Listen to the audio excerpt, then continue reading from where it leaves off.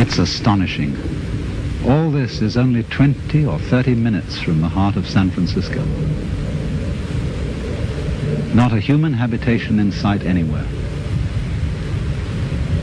I've been living out here for some months to write and to absorb an atmosphere that is different from the city, to try and find out what is the essential difference between the world of nature and the world of man.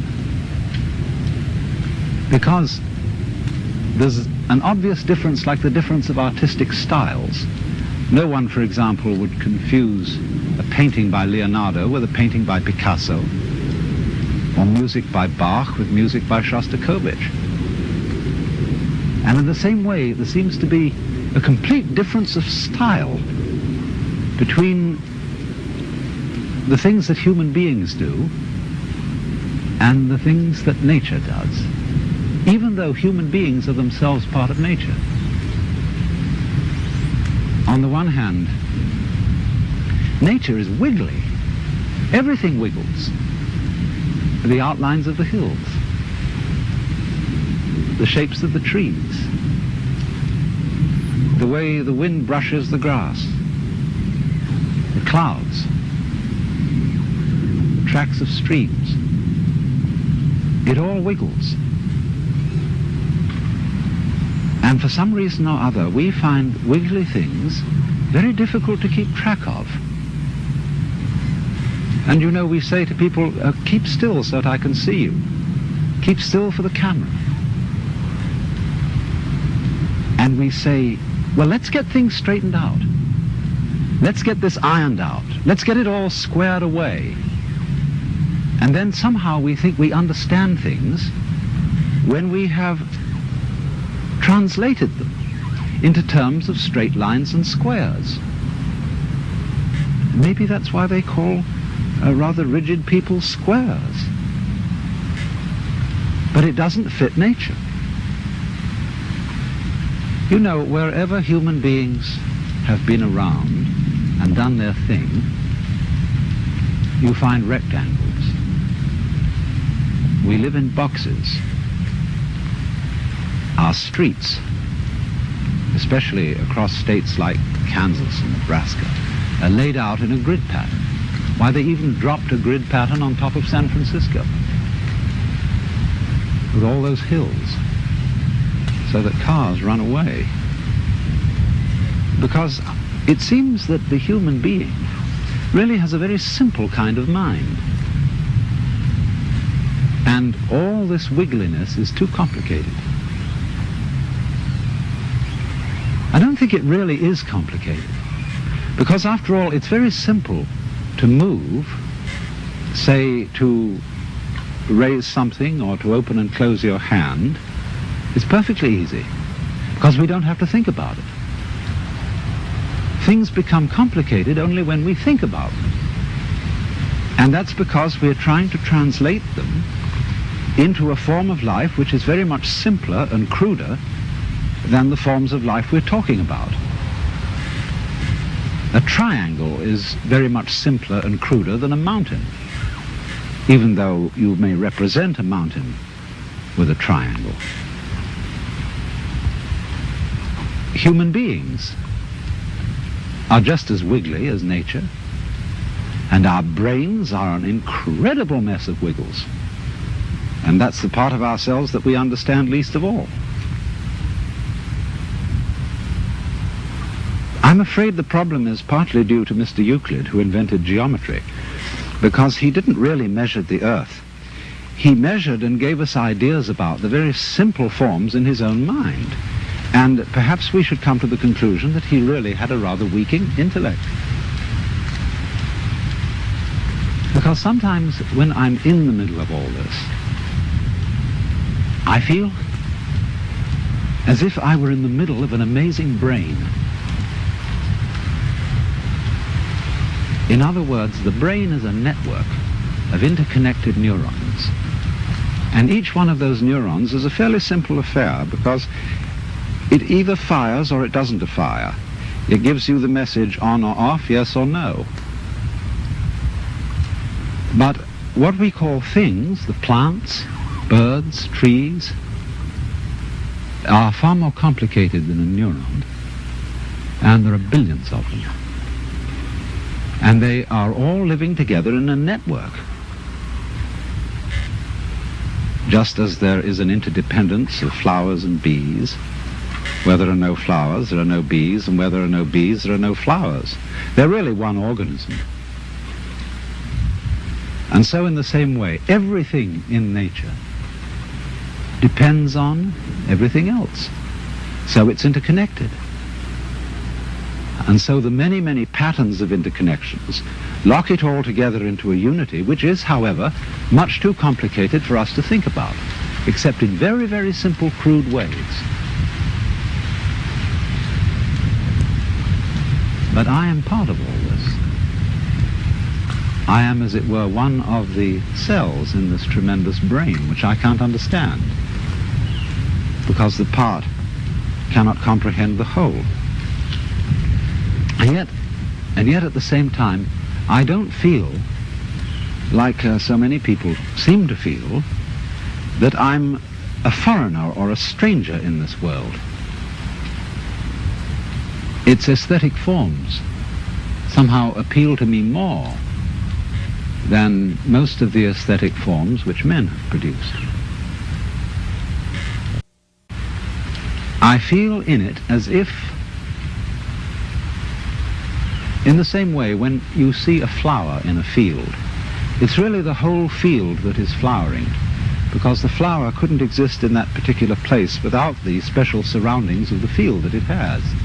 You only find flowers in surroundings which will support them. So in the same way, you only find human beings on a planet of this kind, with an atmosphere of this kind, with temperature of this kind, supplied by a convenient neighboring star. And so, just as the flower is a flowering of the field, I feel myself as a personing, a manning, a peopling of the whole universe. In other words, I seem, like everything else, to be a center, a sort of vortex, at which the whole energy of the universe realizes itself, comes alive. A sort of aperture through which the whole universe is conscious of itself. In other words, I go with it as a center to a circumference. You know, the astrologers, in theory at least, may not have been so far wrong when, in trying to draw a picture of a human mind or soul, they drew a very crude map of the whole universe centered on the time and place of the birth of that particular person. It's not a bad idea, but I don't think the astrologers know how to read their maps, because the maps are too crude. But the essential point is obviously that each one of us, not only human beings, but every leaf, every weed, exists in the way it does only because everything else around it does. In other words, there's a relationship between the center and the circumference, which is rather like the relationship between the poles of a magnet. Without the center, no circumference. Without the circumference, no center. And although we say of poles that they're the poles apart, that is to say, extremely different, there's something between them, just as the north and south poles of a magnet are united by the magnet.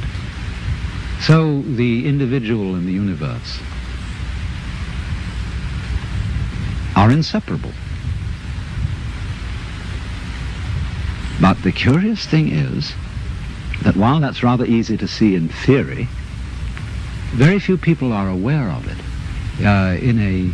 in an important, strong way, like one is aware of blue in blue sky or of the heat in fire.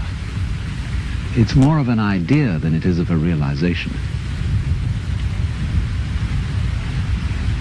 And so it strikes me more and more that our failure to feel at home in this astonishing brain in which we live is the result of a basic initial mistake in our thinking about the world, and is in turn the cause of what is beginning to look like the failure of our technology, of the fact that everything we're doing to try to improve the world was a success in the short run, made amazing initial improvements, but in the long run we seem to be destroying the planet by our very efforts to control it and improve it. And it strikes me that that is because we are really too simple-minded to understand what we're doing when we interfere with the natural world strongly and on a vast scale. We don't really interfere with it because that would suggest that we were something different from it, something outside. But I think what we're doing is we are understanding it in terms of languages, numbers, in terms of a logic which is too simple for the job, too crude for the job. To begin with, we understand everything in terms of words or numbers, and they're stretched out in rows, in lines. And our eyes have to scan those lines in order to understand them. But when I scan this view, I don't do it line by line by line. I see the whole thing at once. I take it in with, as it were, a wide-angle lens. But when I try to understand the world through literature and through mathematics, I have to scan lines. You know, that's why it takes us so long to get educated in school, because our eyes have to scan and organize miles and miles of print. And that takes us 20 years or more to get through it. But life happens, changes go on too rapidly for that. Because you see, in the world, everything is happening all together everywhere at once. And meanwhile, we, with our myopic little minds, are working it out step by step. Of course, we are greatly assisted by the rapidity of the computer.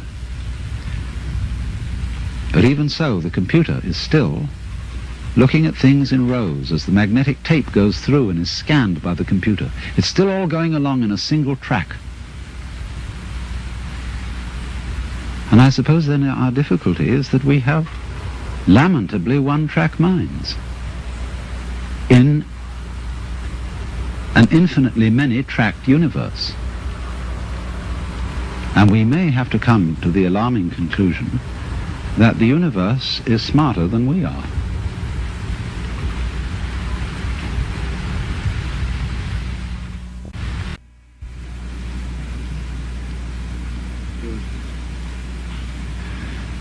I've just come back from Los Angeles. I was down there to meet with a group of rather important people, people in the movie industry, scientists and so on, who were considering calling a congress of the best minds in the world to meet in Los Angeles in the near future, to be a kind of planetary alarm conference They wanted scientists and statesmen, religious leaders, and to do something to impress upon the world through all the media that we are in very serious danger of destroying the biosphere, that is to say, the whole envelope of living creatures which covers this planet, through pollution, overpopulation, nuclear fallout, poisoning of our food, and very lack of food. And we met to discuss the problem of organizing this conference, and here were all these brilliant people. And it came over us that we really didn't know what we ought to say. I mean, you can scream and create a state of panic, but that won't do any good. And when it came down to it, we didn't know what we ought to say because we really don't know what to do. Some things that we might do, for example, to increase the food supply with high-yield crops, may be ecological mistakes. And so the consensus of almost everybody at the meeting was that in some way or other, the human race has to learn how to leave the world alone and let what is called the natural homeostasis, that is the self-balancing process of nature, take care of the mess. Now, how are we going to do that?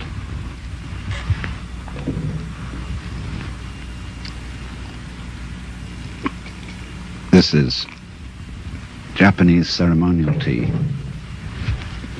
It's good on a cold day. See, our problem is we don't really know how to stop. We've got something started and we see it's going in a wrong direction. And I think the difficulty is, to borrow an old Chinese saying, that when the wrong man uses the right means work in the wrong way. In other words, there's something wrong with the way we think. And while that is there, everything we do will be a mess. Now, what is it that's wrong?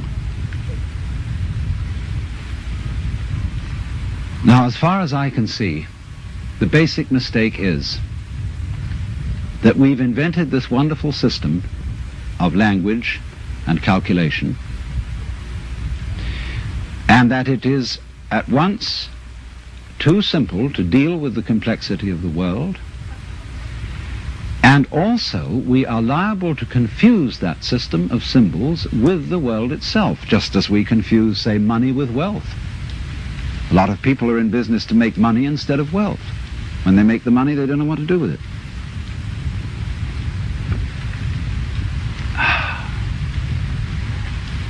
And so in the same way, we confuse happiness with status, and we confuse ourselves as living organisms which are one with this whole universe with something we call our personality. Now, what is our personality? Our personality is what we call our image of ourselves, and also our thought about ourselves, our idea of ourselves. This is the person. In other words, what people meet and understand, and what I understand as Alan Watts, is a big act which is not really me. Because in the image of Alan Watts, there are not all my unconscious processes, both psychological and physical. The construction of my brain is not contained in the concept Alan Watts, and the concept Alan Watts does not contain the inseparable relationships which I have with all the rest of the universe. And therefore that concept is a fraud. And when it's mistaken for the real me, there's a confusion. Because if somebody says to me, Alan Watts, do something about it, the concept Alan Watts can't do anything. In other words, because it's only a concept, you can't make it lift a weight, just as 3 is a concept. 3, the number. You can't make just plain 3 do anything. So also you can't wrap up parcels with the equator. It's a useful imaginary line, but it can't do anything. But we all feel that this concept of ourselves, which we call our personality or our ego, can do something, because we think it really exists. And I'll tell you why we think it exists. What happens when you, if I were to say to you, now look hard at the television screen, really look at it. What do you do as distinct from just watching it in the ordinary way. When you say, now I really got to see that, what do? Notice that you tighten muscles all around here, that you frown a little, you clench your teeth perhaps. Now what has that got to do with seeing anything clearly? It has absolutely nothing to do with it. Same thing when you listen carefully. Now listen, catch everything that's said, or you start tightening up around your ears. That has nothing to do with hearing clearly. Now from the moment we were little children, when teachers in class screamed at us, pay attention, we go tight in various ways. Either to see or hear more clearly, to concentrate, or to will something which is supposed to be difficult to do. And that constitutes a habitual tension over the whole body that's there almost all the time. And that feeling of unnecessary tension is, as it were, the material sensation upon which we fasten this concept of I. We hang it on to that feeling. The concept is not us. The feeling of tension is completely phony. It has nothing to do with success in seeing, hearing, or acting. And so we get the marriage of an illusion with a falsehood. And that we call ourselves. And no wonder we feel cut off from everything, alienated, frightened of life and death. So what has to happen is we have to come back to a sane view of our own life, which is the way we really are, an organism functioning in terms of the whole environment, with the whole environment, instead of this funny little separate personality. But how are we going to do that? People say, oh, you can't change human nature overnight. You're asking us to give up the ego. And that's the most difficult of all things to do. Actually, it isn't. Because the ego doesn't exist. But of course, if you try to give up your ego with your ego, then it'll take you to the end of time. Because this is the point. You can't transform yourself. You can't make yourself sane. You can't make yourself loving. You can't make yourself unselfish. And yet it's absolutely necessary that we be that way. It's absolutely necessary. If we are going to hand over the direction of nature to nature, which is what it comes to, it's absolutely necessary that we let go of ourselves, and it can't be done. Not by anything that we call doing it, acting, willing, or even just accepting things. You can't do it. Why? Because you don't really exist as that kind of a separate ego or personality. It's just an idea based on a phony feeling. So when it comes down to it, it's shocking news for us, for the human race, for our pride. You're only making a mess by trying to put things straight. You're trying to straighten out a wiggly world, and no wonder you're in trouble. So you can't do anything. So you can't transform yourself. And what can you do? What happens then if you actually realize you've come to a dead end? And the human race has come to a dead end, in my opinion. What then? Commit suicide? Or is there something else? What happens when you just wait? There's nothing you can do. You watch. And all you see is what goes on that is happening of itself. You're breathing, the wind is blowing, the trees are waving, your blood is circulating, your nerves are tingling. It's all going on of itself. But you know, that's you. That's the real you. The you that goes on of itself. It's not the symbol. It's not the person. It's you that's happening, as when you breathe. Yes, you can get the feeling that I am breathing by shoving your breath, but your breath goes on day in and day out without your doing anything about it or even thinking of it. The same way your brain is functioning without your forcing it. So when you come to a dead end, and we are individually and socially now in 1971 at a dead end, this is the moment of which it is said man's extremity is God's opportunity. Because we have to stop. And when we stop, we find a world that is happening rather than being done, being shoved. And that happening, as distinct from doing, is our fundamental self. And our fundamental self is not something just inside the skin. It's everything around us with which we connect. When you look out of your eyes at nature happening out there, you're looking at you. I'm not going to say what we should do from then on, but simply that before we think of doing anything in this critical situation,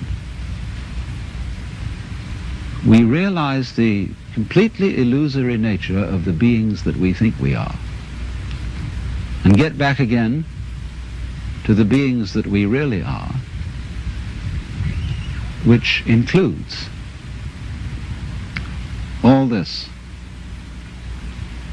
outside world, no longer left outside.